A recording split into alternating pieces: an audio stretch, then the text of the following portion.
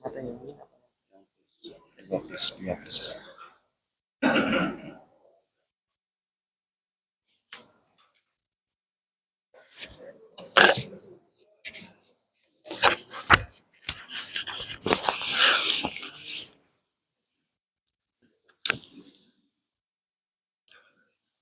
ya. Keluar. Dua, bagus.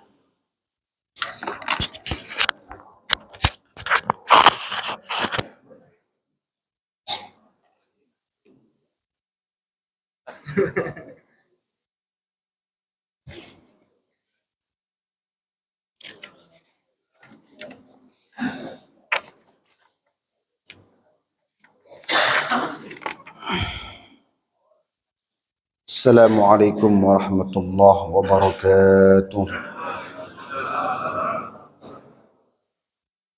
Bismillah, alhamdulillah, wassalatu wassalamu ala rasulillah Sayyidina wa maulana Muhammad ibni Abdillah wa ala alihi wa sahbihi wa mawalah. La hawla wa la quwwata illa billahil aliyyil azim.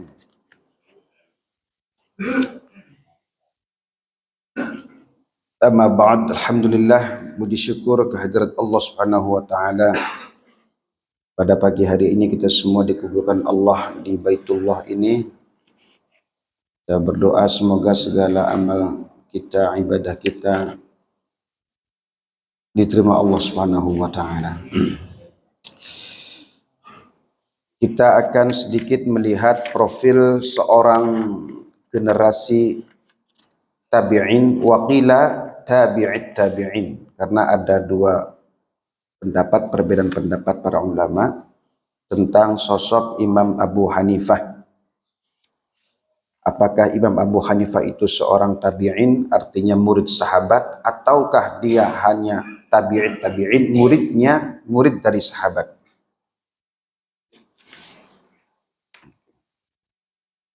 Bismillahirrahmanirrahim. Qala al-musannif rahimahullahu ta'ala wa a'ada 'alaina min barakatihi wa amaddana bi asrarihi fid dunya wal akhirati amin. Amin. Cicing wae. Imam Abu Hanifah, nama beliau adalah An-Nu'man bin Thabit Al-Kufi, karena beliau kelahiran Kufah. Cuman asalnya beliau itu dari Kabul. Mana Kabul, Pak? Afghanistan. Bukan orang Arab itu. Imam Abu Hanifah bukan orang Arab. An-Nu'man bin Thabit bil Marzuban, yang memang beliau berasal dari Kabul, Afghanistan sekarang ya. Kemudian pindah ke Kufah dan menempat di Kufah. Abu Hanifah lahir tahun 80 Hijriah. Ini menurut pendapat yang rojih, karena ada beberapa pendapat yang lain. Yang paling rojih adalah tahun 80 Hijriah di masa Khalifah Abdul Malik bin Marwan. Imam Abu Hanifah, bapaknya namanya Thabit. Thabit ini adalah seorang bos kain. Apa sih bos kain? Bos tukang dagang butik, punya bos Tegal Gubugan lah, bos di sana. Tahu Tegal Gubug nggak? Pasar Tegal Gubug, pasar kain itu. Bapaknya seorang bos atau penjual kain, orang kaya, tapi keluarga yang saleh, yang mulia, dermawan, tidak terlena karena kekayaan yang dimilikinya. Itu namanya Thabit, Nu'man bin Thabit. Thabit itu bapaknya. Kemudian pada akhirnya diteruskan oleh Imam Abu Hanifah usaha tersebut.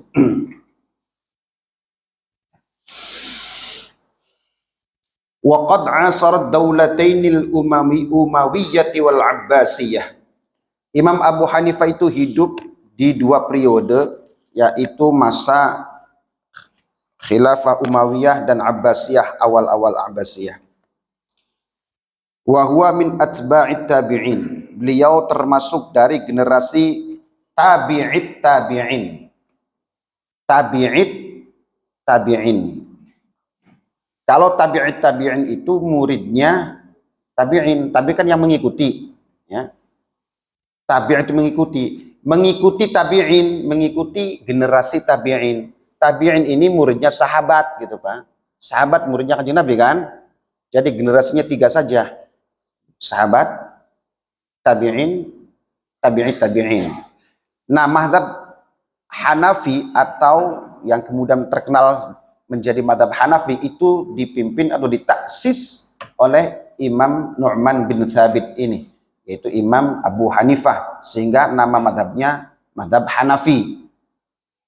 Itu mazhab pertama yang di dalam Ahlus Sunnah wal Jamaah memang banyak, tetapi yang paling diakui 4 di seluruh dunia, termasuk di Universitas Al-Azhar Mesir ada jurusan Muqaranatul Madzahib atau perbandingan mazhab. Di sana hanya 4, yaitu mazhab Hanafi, Maliki, Syafi'i dan Hambali. 4. Yang lainnya banyak. Mazhab Ats-Tsauri ada, mazhab Dawudi ada, mazhab Ja'fari ada. Tapi mereka tidak tidak banyak diikuti. Yang 4 ini yang menjadi pegangan para ulama dunia. Bahkan 4 ini disepakati sebagai ulama-ulama Ahlus Sunnah wal Jamaah. Imam Abu Hanifah juga luar biasa. Imam Syafi'i Nasirus Sunnah, julukannya Nasirus Sunnah atau Nasirul Hadith pada waktu di Baghdad. 4 ulama ini adalah ulama-ulama Ahlus Sunnah wal Jamaah. Bahkan Imam Abu Hanifah itu sempat belajar berguru atau belajar langsung kepada Sayyidina Ja'far As-Shadiq, cicit daripada Rasulullah sallallahu alaihi wasallam. Qala al-faqih al-muhaddits asy-Syaikh Abdul Hayy Al-Kunawi fi kitabih An-Nafi' Iqamatul Hujjah ala anna al-ikthar fi at-ta'abbud laysa bi bid'ah tanbih. Ikhtalafa al-ulama'u fi kaunil imami tabi'iyan ba'dama ittafaqu ala anhu adraka zaman as-sahabah faminhum man nafah. Ada sebagian ulama, kata Imam al-Muhaddits al-Faqih Syekh Abdul Hayy Al-Kunawi dalam kitabnya Iqamatul Hujjah, beliau mengatakan bahwa ada perbedaan pendapat para ulama, apakah Imam Abu Hanifah itu seorang tabi'in atau tabi'in tabi'in. Sebagian menetapkan bahwa beliau adalah seorang tabi'in, berarti murid sahabat, berguru kepada sahabat.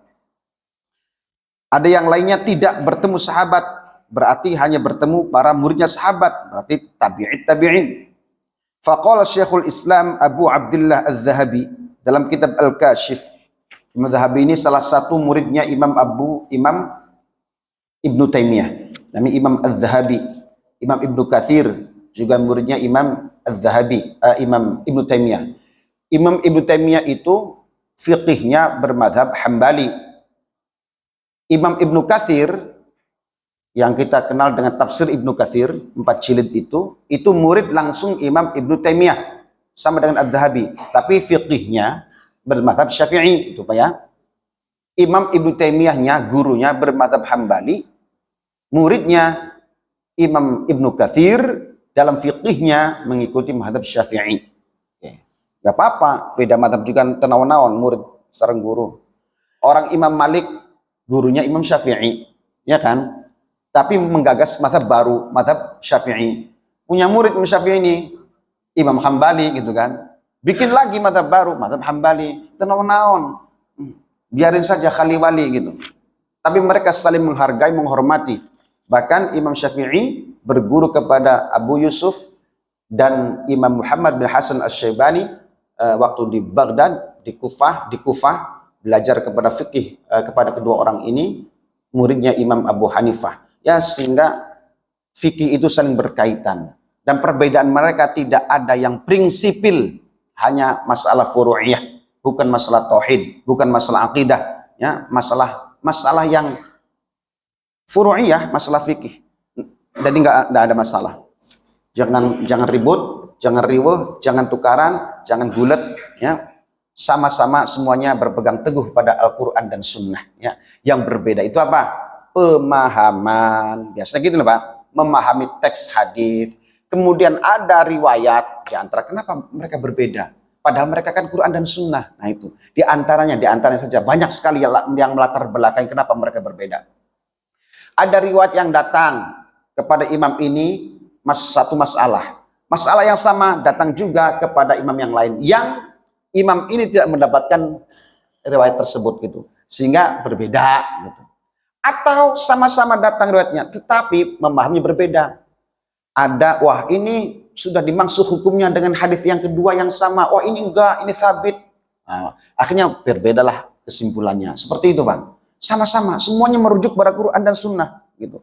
Hanya ada beberapa faktor yang melatar belakangi. Oh, mitur ini dhaif hadisnya, kata imam ini. Enggak, ini enggak dhaif, ini kuat hadisnya sehingga dipakai. Yang ini kamu enggak pakai gitu.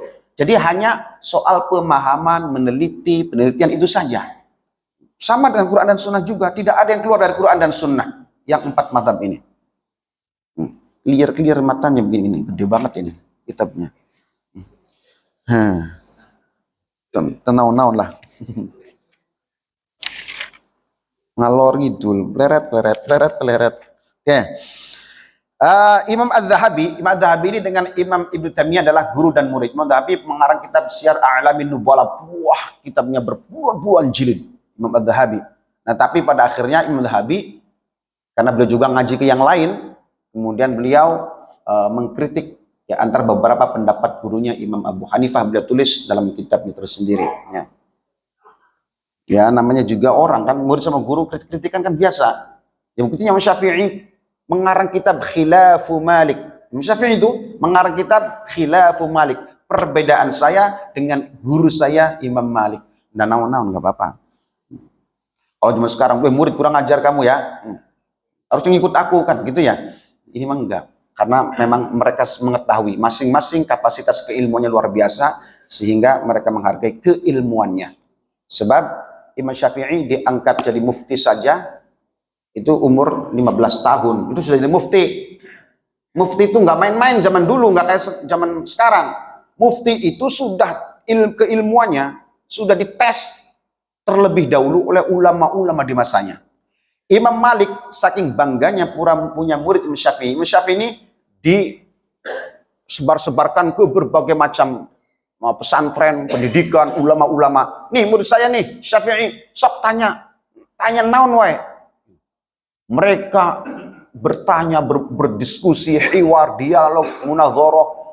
Semua para ulama mengakui kecerdasan, keilmuan Imam Syafi'i sehingga diangkat sok jadi mufti. Faham Quran, faham sunnah. Syarat utama mutlak pertama adalah hafal Quran dulu lah gitu. Dari Fatihah sampai bin Nas sehingga semua tidak ada yang terbenturan. Karena mereka orang Arab sehingga mengerti paham artinya. Jika satu sama lain tidak ayat itu sudah paham.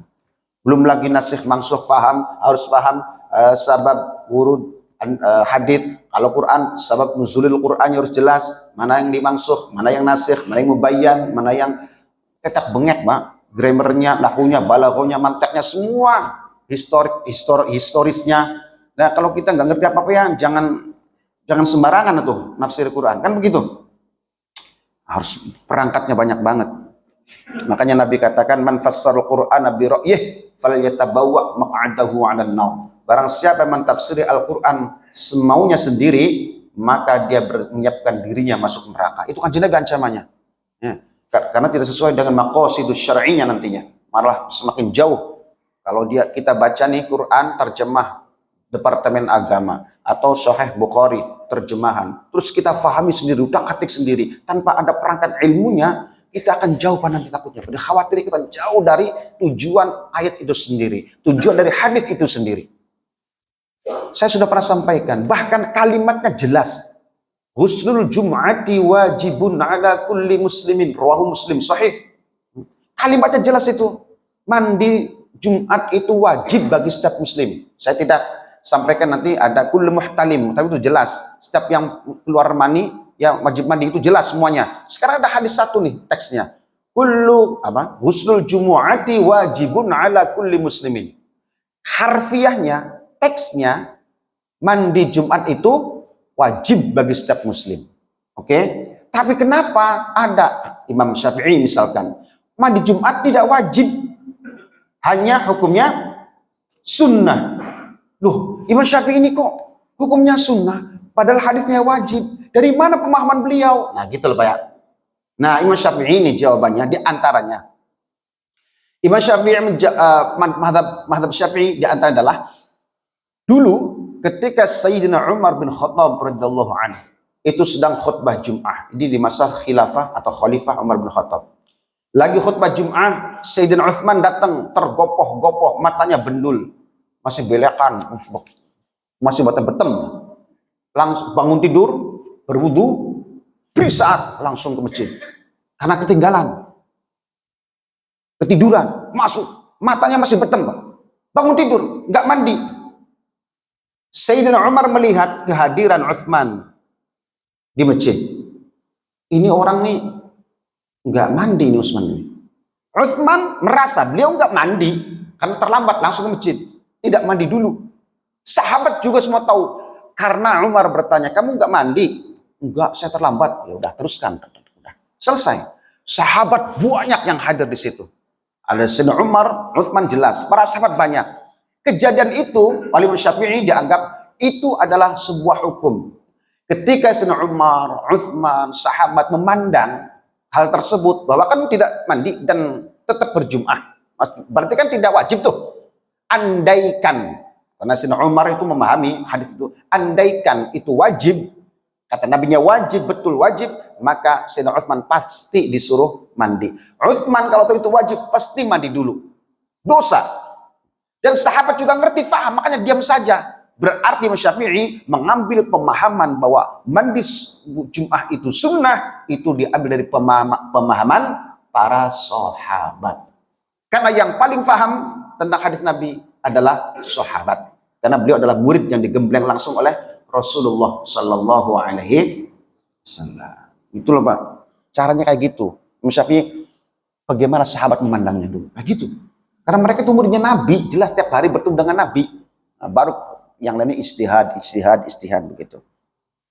Nah, Imam Az-Zahabi dalam kitab Al-Kashif, di antaranya banyak karangan beliau, anhu An-Nu'man bin Thabit bin Zawdi ro'a Anasan radhiyallahu an wa sami'a Atha wal A'raj wa Ikrimah wa anhu Abu Yusuf wa Muhammad afrad sirtu fi juz'in. Di antara catatan dari Imam Az-Zahabi dalam kitab Al-Kashif, Imam Abu Hanifah itu bertemu dengan Sayyidina Anas bin Malik radhiyallahu anhu.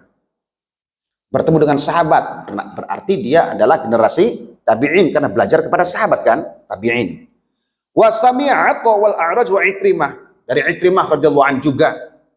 Berarti beliau seorang tabi'in, bukan tabi'in, tapi seorang tabi'in, generasi tabi'in.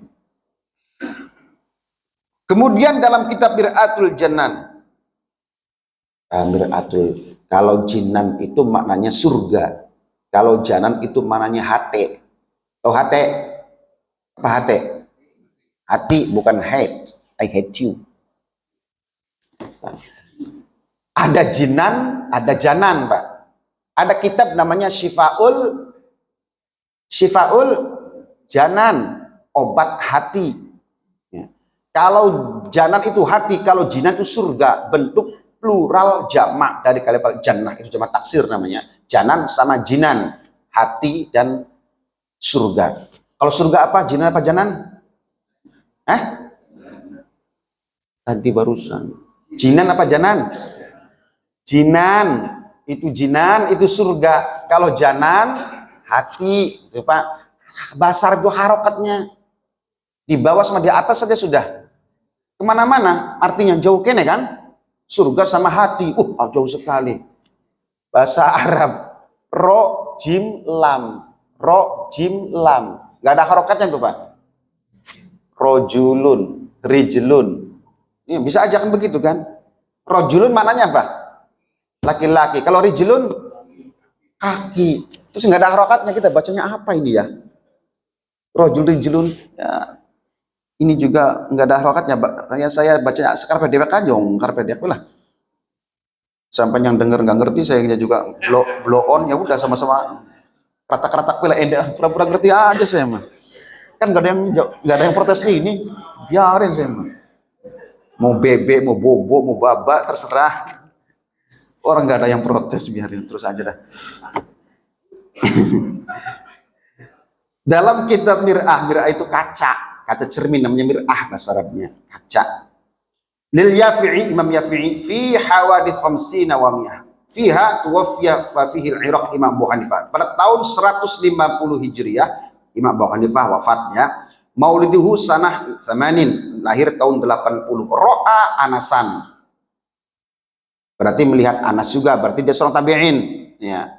Kalau waruya an Atwa bin Abi Rabah wa tabaqatih. Oke. Jadi ada beberapa sahabat ditemui, bahkan wa fihi aidan yu'idu hadza kana adraka arba'atan minas sahabah. Bahkan beliau dalam satu pendapat bertemu dengan 4 sahabat, ngaji kepada sahabat. Sahabat ngaji kepada Nabi, jelas seperti tabi'in kan, belajar kepada sahabat, yaitu Anas bin Malik di Basrah ketemunya, kemudian Abdullah bin Abi Aufa di Kufah, kemudian Sahal bin Sa'ad As-Sa'idi di Madinah, kemudian Abu Tufail Amir bin Wathilah di Mekah Mukarramah. Ini sahabat-sahabat yang wafatnya di akhir. Ada seorang sahabat namanya Hasan bin Thabit. 60 tahun beliau jadi penyair yang suka mencaci maki Nabi. Zaman jahiliyah, 60 tahun beliau umurnya, 60 tahun. 60 tahun lagi masuk Islam. 60 tahun jadi penyair jahiliyah, 60 tahun dari penyair Rasulullah. Setelah masuk Islam, dihidup 60 tahun lagi, ya 120 tahun umurnya. 60 tahun jadi zaman jahiliyah, 60 tahun jadi muslim. Beliau menjadi penyair handalnya Rasulullah Shallallahu Alaihi Wasallam. Di samping ada Abdullah bin Ruwahah dari Al-Ansari dari Madinah. Hasan bin Thabit ini penyair. Kalau Nabi lagi sedih, Pak, ucuk datang, kajian Nabi sedih. Dibuatlah, digubah sebuah syair yang kira-kira Nabi bergembira. Hanya Nabi senang senyum. Sering dapat hadiah dari Nabi. Dapat sorban, dapat apa. Kajian lagi merenung duduk. Kajian dihibur. Masya Allah gantengnya Rasulullah, Masya Allah ganteng banget. Gak ada yang selebihkan dari engkau ya Rasul. Ada, Pak. Wa ahsanu min kalam taraqattu aini wa ajmalu min kalam talidin nisa'u wa ahsanu min kalam taraqattu aini wa ajmalu min kalam talidin nisa'u. Apa lagunya? Artinya wa ahsanu min kalam taraqattu aini. Demi Allah, aku tidak pernah melihat laki-laki seganteng setampan engkau ya Rasul. Terus wa ajmalu min kalam talidin nisa'u. Dan laki-laki yang terindah, yang paling indah, terindah, yang tidak pernah aku lihat wanita manapun melahirkan lelaki seperti engkau. Dipuji-puji. Alah, biasa kata Nabi ini mah. Biasa, nggak ada receh. Tapi begini Pak, waktu itu Kanjeng Nabi itu lagi sedih ceritanya. Gini, ini hadis ada 4 syair. Hanya lebih sedih aja. Mikir apa? Mikirin sampean, mikirin kita di akhirat nanti. Padahal Nabi sudah turun surat Ad-Duha waktu itu. Surat Ad-Duha. Nah, lihat Kanjeng Nabi ada lagi ngelamun, sahabat datang nih, Hasan bin Thabit, Kanjeng Nabi lagi ngelamun sedih amat. Ya Rasulullah gitu. Kumaha damang sehat?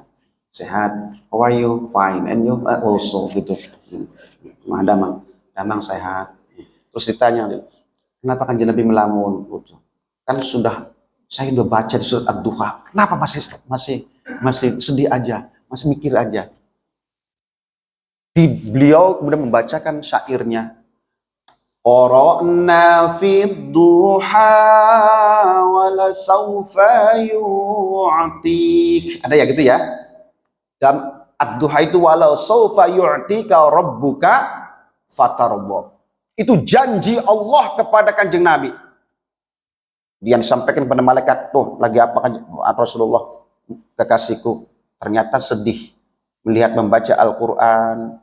In tu'adzibhum fa innahum ibaduk wa in taghfir lahum fa innaka antal azizul hakim. Nabi Isa berkata tentang kaumnya, Nabi Ibrahim berkata tentang kaumnya. Nabi pikir, Allah bagaimana nanti umatku di akhirat, bagaimana nanti orang-orang bintara di akhirat. Kan gitu Pak pikiran. Yang melongo-melongo di masjid pojok itu, yang matanya betem di pojok pakai sarung, melorot, ngantuk, jentul, itu gimana di akhirat? Sedih.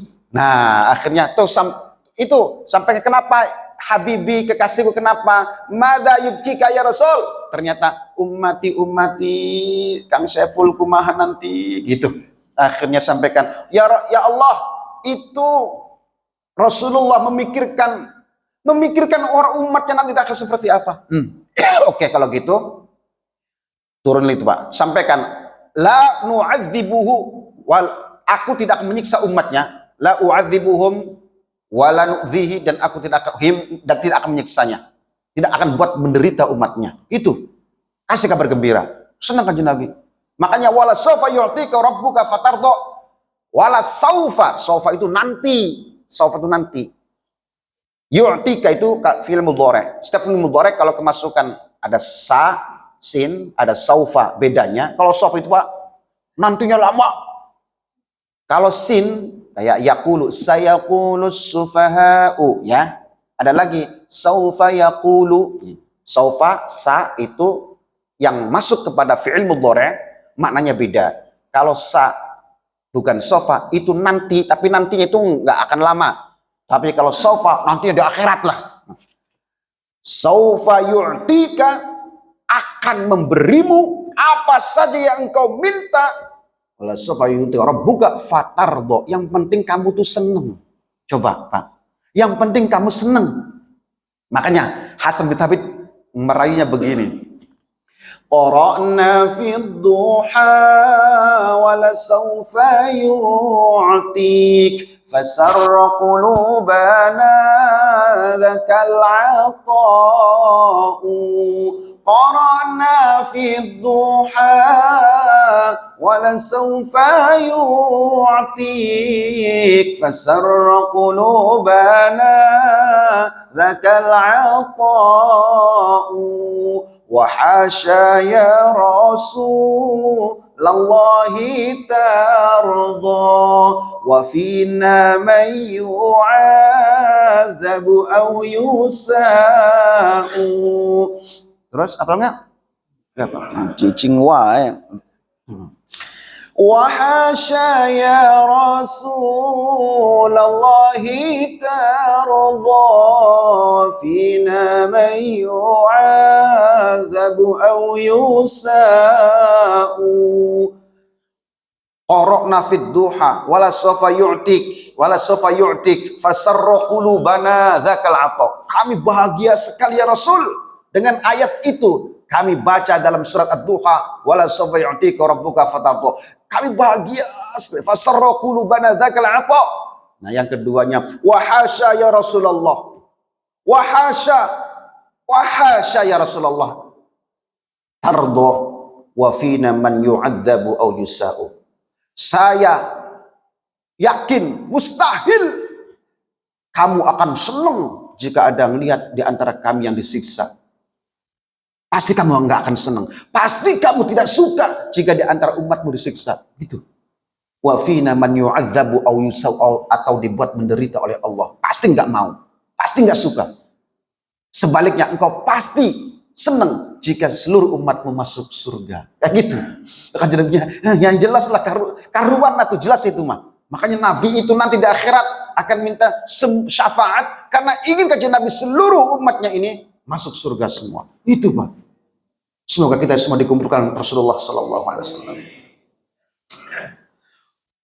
Khuliqta mubarra'an min kulli aibin ka'annaka qad khuliqta kama tasha'u nabiyyun hashimiyun abtahiyun syama'iluhu samahatu wal wafa'u. Engkau terlahir tanpa cacat, tanpa celah, tanpa dosa. Kemudian seorang nabi dari Bani Hashim yang punya sifat-sifat as-samahah, toleran, wal wafa, dan selalu tepat janji. Kanjeng Nabi toleran, tepat janji. Nah, ayo diulang. Qara'na fid duha, supaya Nabi senang, supaya Nabi senang. Qara'na fid duha wala sawfa yu'tik fasarra qulubana dzakal 'ata'u. Ayo, qara'na fid duha wala sawfa yu'tik fasarra qulubana dzakal 'ata'u. Gerembung takut salah. Ya, diulang deh. Ada yang padahal salah, mulutnya macam nggak bener ya. Qara'na fid duha wala sawfa yu'tik fasarra qulubana dzakal 'ata'u. Qara'na fid duha wala sawfa yu'tik fasarra qulubana dzakal 'ata'u. Mangga, ayo. Qara'na fid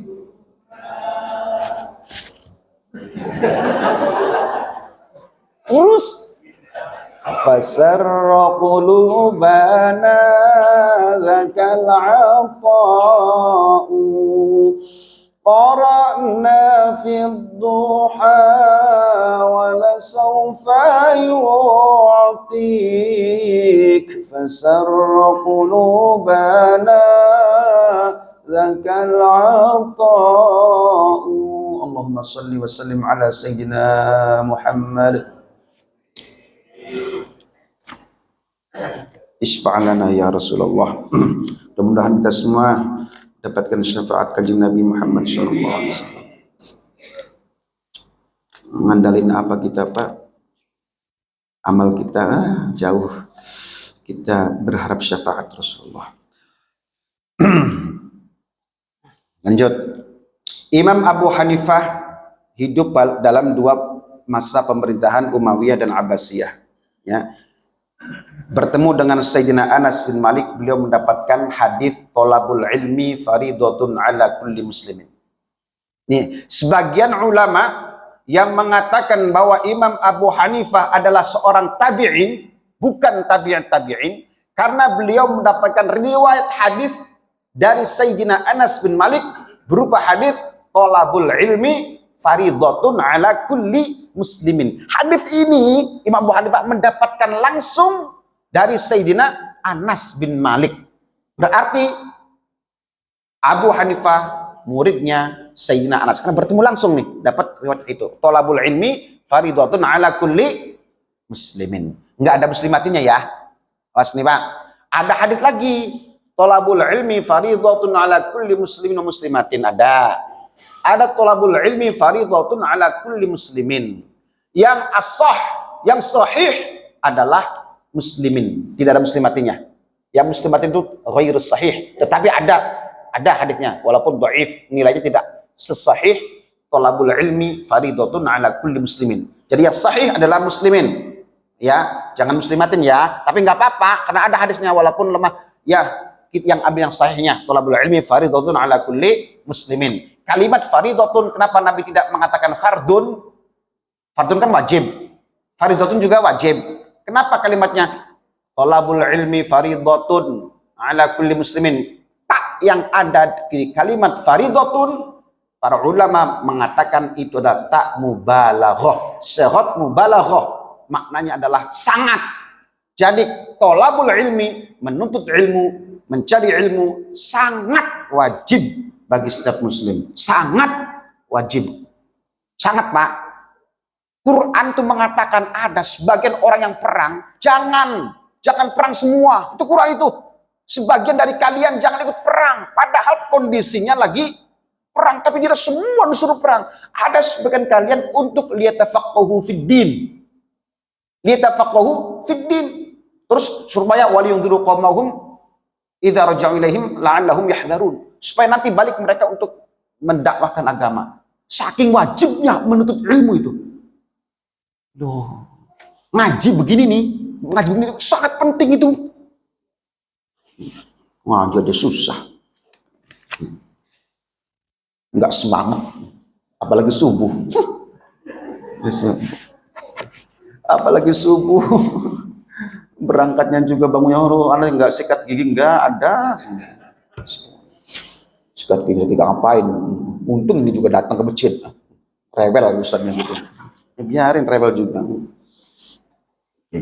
Ya gosok gigi lah Pak. Kalau ke masjid tuh. Yang di sampingnya kan kedengeran tuh. Hidungnya denger. Ya, jadi kalau ke masjid minimal sikat gigi ya. Enggak usah cuci muka dengan sabun, sikat gigi aja. Penting, siwak itu adalah mengundang ridho Allah Subhanahu wa taala. Allah senang banget kalau sikat. Sampai kanjeng Nabi mau wafat sikat. Sayyidah Aisyah tuh pengen siwakan. Bersiwak. Dari siwak itu sekarang apa? Sikat gigi itu siwak itu. Dah gitu aja. Sikat itu siwak, hukumnya sama. Ya kalau kita kudu siwakan pakai kayu arok di sana di Arab. Tiap hari kita nongol bolak-balik sana, ngambil siwak. Udah kata Imam Nawawi nih, terbaik kayu yang digunakan untuk bersiwak itu kayu arok namanya. Ada di Pakistan, banyak tuh kan, di mana-mana. Di Arab itu medianya bukan Saudi itu. Pakistan lah, ini macam-macam Bangladesh, kayu aroknya. Di Indonesia nggak ada. Kalau saya ada kayu bambu yang rusak semua itu. Kayu arok pertamanya. Kalau nggak ada kayu arok, kayu apa saja yang punya wangi, nah, atau kayu apa saja, ya tapi yang kesep. Jadi Nawawi, kayu apa aja, sok sampai kayu apa aja, itu masih menjadi pengganti daripada kayu arok. Kalau nggak ada kayu arok, kayu apa saja, kayu apa sok sampai pengennya, kayu kelapa yang gede ya nggak bisa, kayu apa aja lah. Kalau nggak kayu sampai dengan kain, Nawawi itu, dengan kain, tapi kainnya yang kasar. Jangan yang halus, termasuk siwak itu mau berwudu, sunnah siwak. Mau sholat, sunnah bersiwak. Gitu ya. Jadi kalau pakai sorban, pakai sorban. Kalau pakai baju, nih. Jangan gini. Tapi gini. Karena yang sunnah itu tangan kanan, Pak, yang bersiwak tuh. Kalau ini kan tangan kiri berarti. Gini nih. Gini. Tapi kayaknya yang kasar. Itu sunnah. Mengundang ridho Allah Subhanahu wa taala. Setiap saat. Bahkan Nabi kalau laula an asyqa ala ummati la amartuhum bisiwak. Nabi kayak gitu. Laula an asyqa ala ummati, kalau aku nih pengen bikin susah umatku, aku wajibkan itu siwak. Cuman saya kasihan. Selalu siwakan, kasihan sikat gigi terus. Nah, sekarang sikat gigi itu pengganti siwak. Itu orang sikat gigi dapat pahala loh, Pak. Itu mengikuti kanjeng Nabi, siwak namanya. Tapi khusus untuk bulan Ramadan nih ya, nanti kata Madzhab Syafi'i ini mulai zawal zuhur sampai maghrib ojo sikat gigi. Ya, jangan sikat gigi. Kalau mazhabnya Hambali tetap sunnah. Minas sahur sampai tong maghrib sampai bedug muni. Sunnah tetap, nggak ada makruh. Nah, Imam Syafi'i mulai zuhur sampai maghrib makruh. Makruh, Pak. Kenapa makruh? Imam Syafi'i enggak. Imam Syafi'i mengambil padahal zuhur sampai asar lagi serem-seremnya itu. Suasana panas kan, perut kosong kan. Karena apa hadis Nabi? Fami soim ya. Lububu fami soim atyabu indallah atyabu min rihil misk. Bau mulutnya orang puasa itu indallah. dalam pandangan Allah itu lebih wangi daripada misik kasturi. Dimuliakan betul oleh Allah. Sehingga ketika zuhur sampai asar baunya lagi sedep-sedepnya, bau ulawi rangrong, itu tuh lagi senang-senangnya Allah. Karena baunya lagi menyengat, parfum misiknya lagi menebar kemana-mana. Allah senang banget. Lah, sikat gigi kan nanti kan menghilangkan itu, Pak. Bau itu. Makanya Imam Syafi'i, jangan. Allah lagi senang-senangnya. Jangan disikat, makruh. Kayak gitu loh, Pak. Paham nggak? Gitu. Jangan. Allah lagi senang. Bahkan saya baca dalam kitabnya Imam Sirajuddin Al-Hasani, insyaallah, dalam kitab Ad-Du'a namanya. Kitabnya ya lumayan lah agak besar. Itu para malaikat tuh senang menciumi baunya orang yang sedang puasa. Baunya.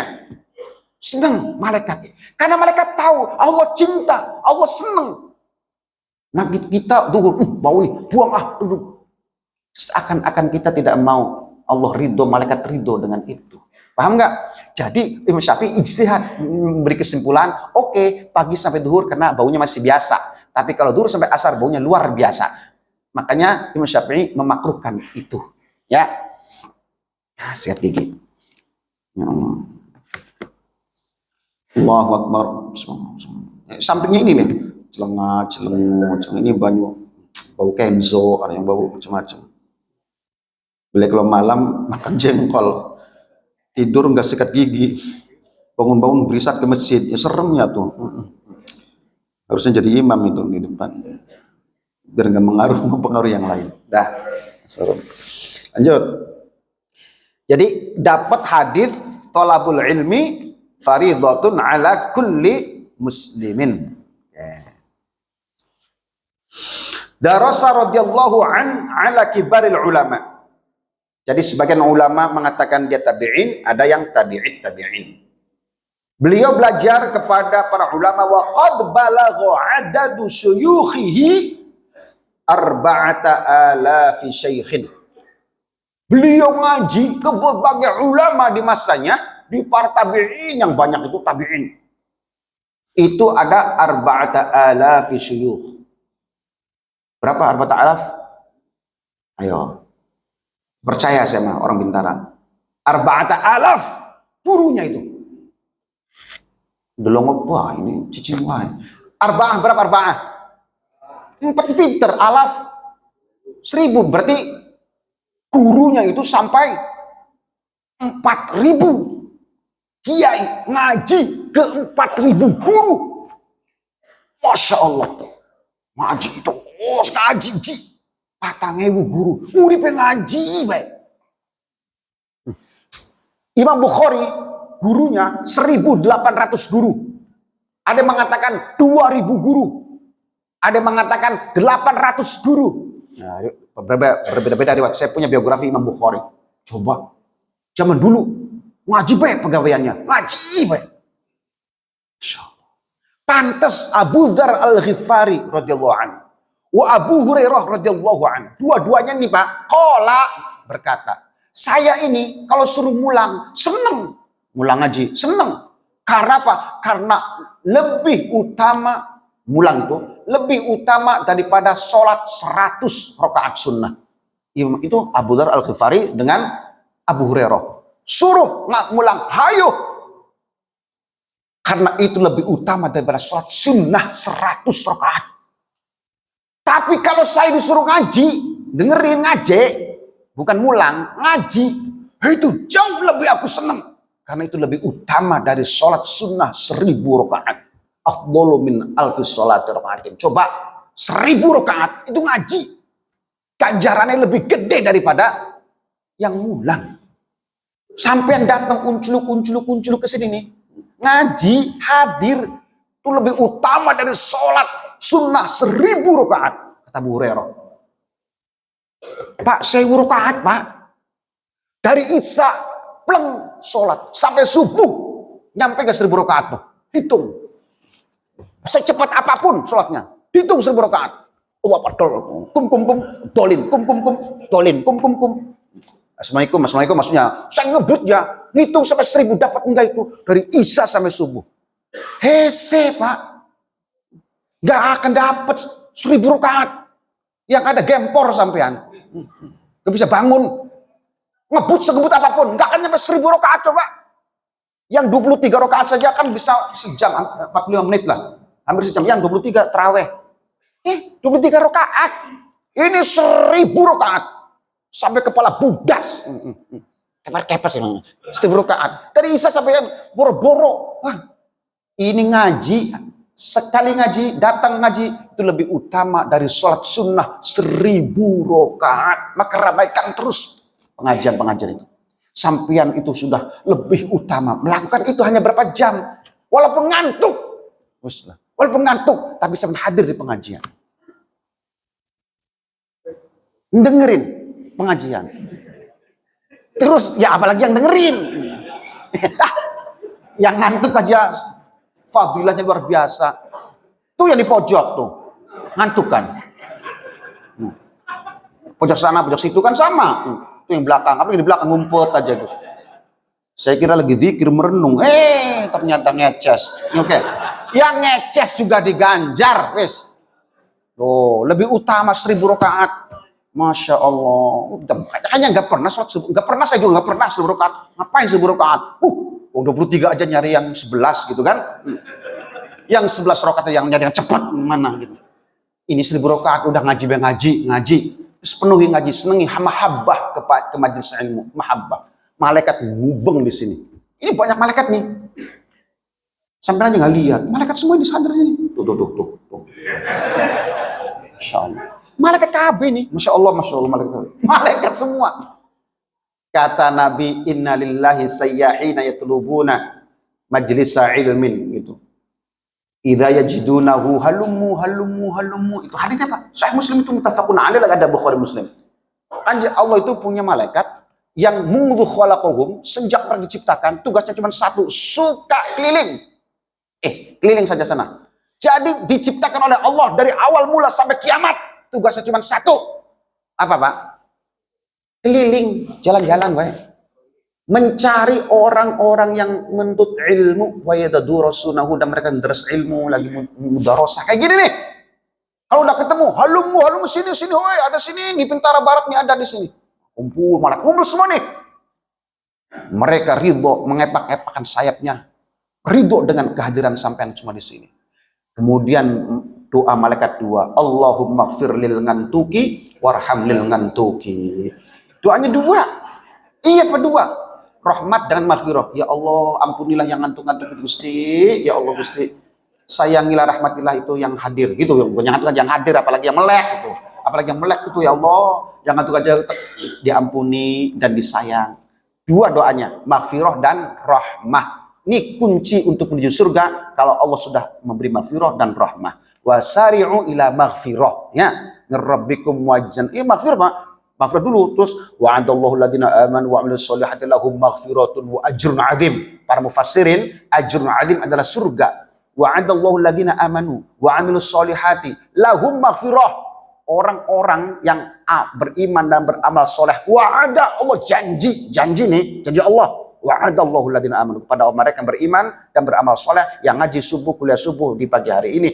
Itu apa? Lahum maghfiratun. Mereka dapat ampunan. Wa ajrun 'adzim, pahala besar. Yaitu al-jannah. Maghfirah dan jannah. Masya Allah. Sedangkan Allah, innallaha la yukhliful. Sesungguhnya Allah tidak akan sulaya janji. Masya Allah. Ya Allah Gusti, mudah-mudahan. Itu kalau diterima Pak.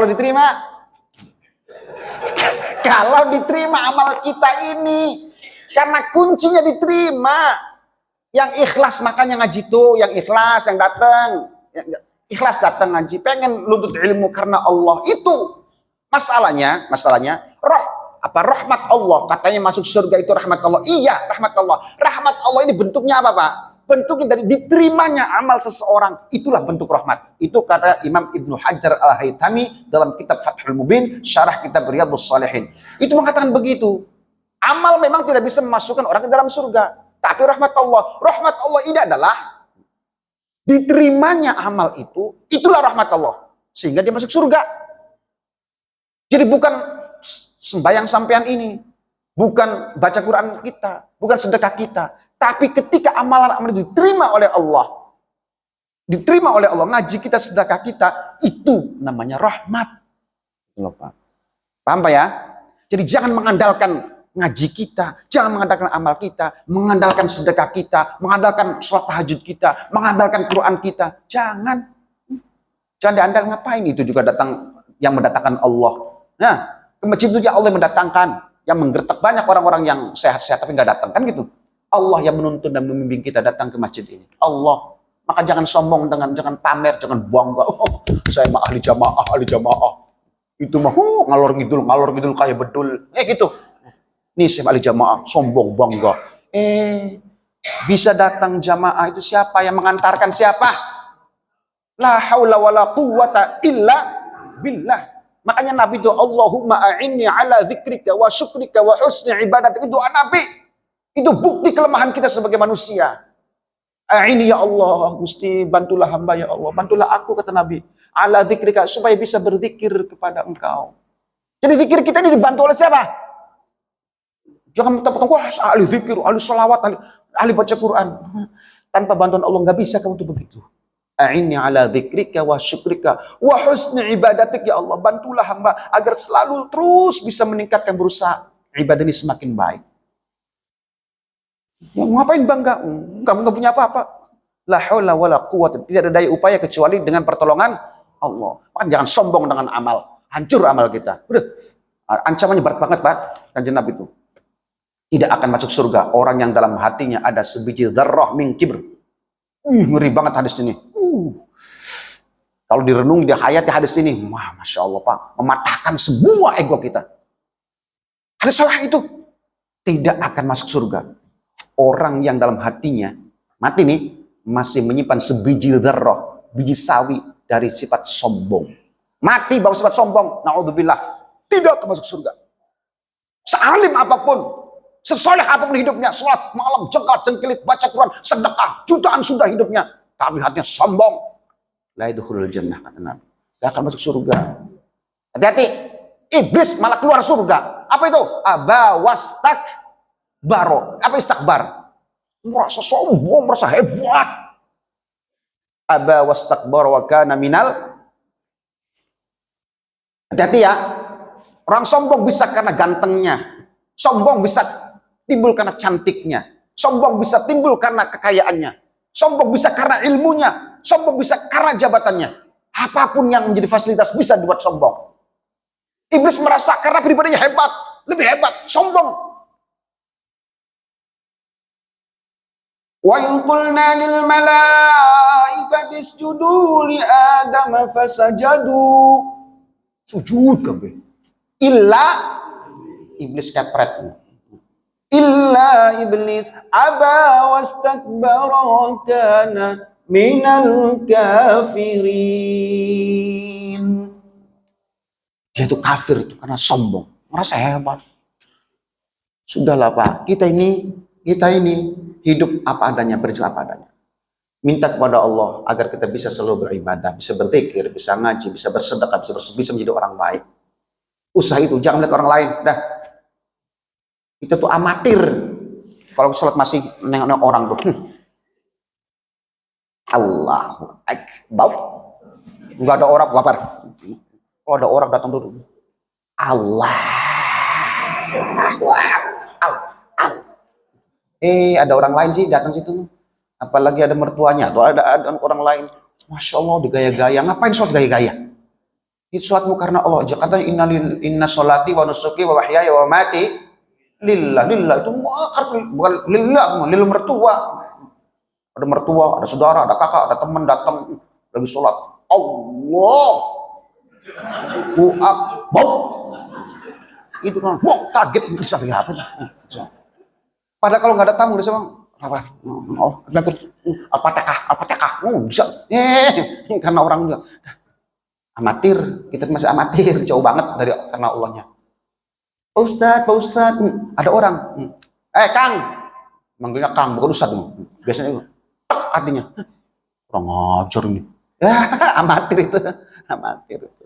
Oh, ngapain yang pengen dipanggil, itu jatuh di sisi Allah itu. Ngapain? merasa jadi apa kehormatan. Ada orang biasanya Ustaz, Kang, kan kabarnya Kang. Oh, panggil Kang kurang ajar. Gak sopan, bahasa kan gitu, ayo gak sopan. Padahal paman, egonya yang ngomong tuh. Hormati aku dong, panggil Ustaz dong, gitu Pak. Paham nggak? Itu tuh hati yang buruk tuh kayak gitu tuh, merasa diri lebih baik. Ji, tengok. Mang, Mang, celuk gue. Mang, apa sih mang tuh? Panggil aku tak? Iya panggil sampean. Ji gitu. Ah, aku udah kaji tau nggak? 2 kali. Tahun 2001. Jutain. Haji tuh mahal jutaan loh, macam-macam kamu tuh. Jutaan. Panggil mang, baik. Emang nama saya Mamang. Nama saya Mamang Abdurrahman gitu. Tapi kan sudah kaji. Mang. Ji gitu. Aduh Pak, hatinya udah tuh di sisi Allah udah pengen orang-orang dicium. Pengen dicium tangannya. Ketika ada orang dicium, biasa ada perubahan dalam hatinya. Ketika dicium, biasa dicium tangannya. Ada perubahan ketika tidak dicium tangannya. Biasa dicium. Siapa yang tak titeni buah ini? Nyium tangan, gak ada adab. Padahal mah egonya aja ngomong gitu, egonya pengen dihormati. Gak boleh Pak. Ini itu hati kita harus plong. Orang mau mencaci, kita tidak down. Orang memuji nggak selangit, itu nggak megar bokongnya. Tuh, itu berarti jiwanya ikhlas. Susah nggak? Pak, Sufyan Ats-Tsauri, 30 tahun lebih saya berjuang, belum saya mampu merasa bisa untuk mengatasi itu musuh saya, menghadapi musuh satu itu. Imam Sufyan Ats-Tsauri. Apa musuh itu? Nafsu, ego, kecintaan kepada yang lain selain Allah. Pengen dipuji, pengen macam-macam. Ngaji nggak damplopin, akan dai, gak akan lagi. Gitu. Ya Allah, ya Allah, ya Allah. Memang susah, susah. Apalagi sudah digelari, wah kayak besar, ada ngomong panggilnya, Mas, Kang, ngomongin. Ya Allah, bukan kiai, kurang ajar amat. Dia nggak tahu apa aku sudah viral begini, udah masuk TV, dipanggilnya asal-asalan, baik bang, kurang ajar nih. Langsung artinya macam-macam, merasa tersinggung. Aduh, udah jatuh tuh. Ya Allah. Jadi melawan nafsu, melawan ego, melawan kesombongan ego itu dibuang. Susah Pak. Enggak? Cara jalan aja beda jalannya. Orang kaya jalannya. Duduk bareng-bareng di depan, pakainya beda dewek. Ngomong sugih, gendut.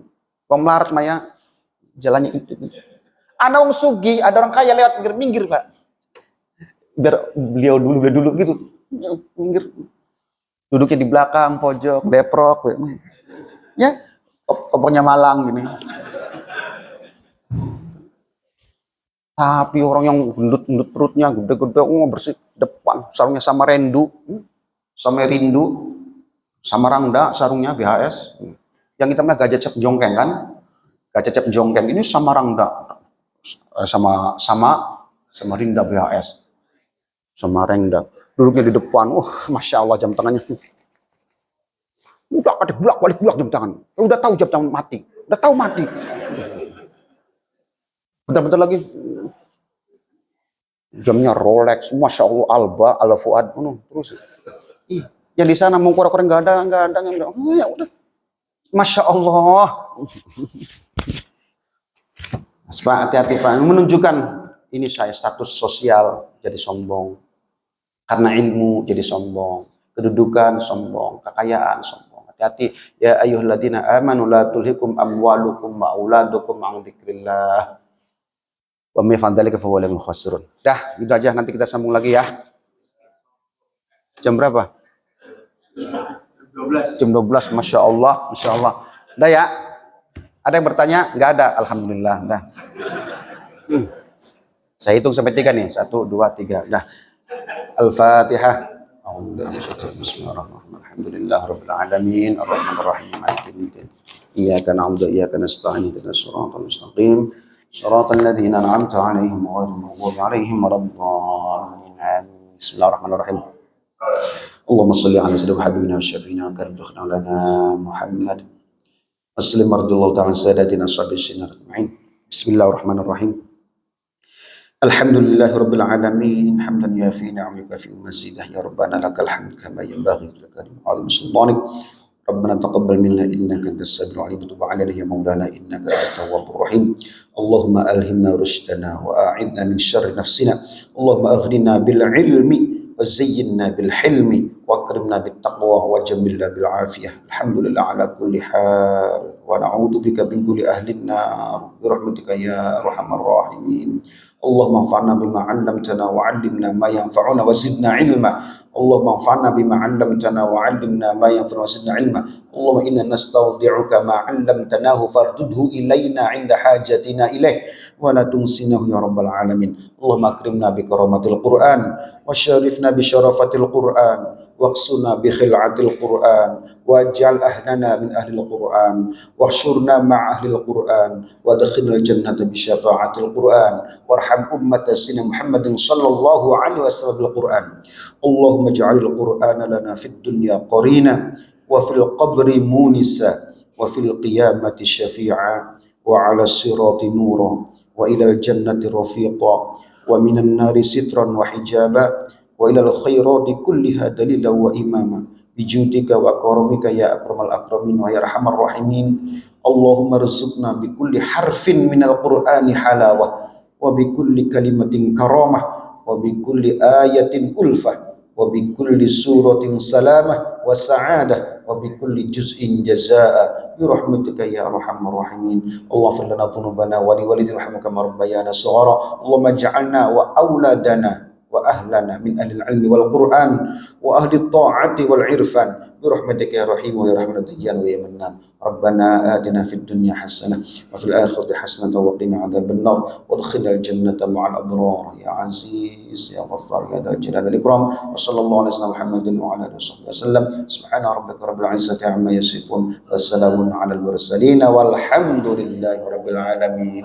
سبحانك اللهم وبحمدك أشهد أن لا إله إلا أنت أستغفرك وأتوب إليك. السلام عليكم ورحمة الله وبركاته.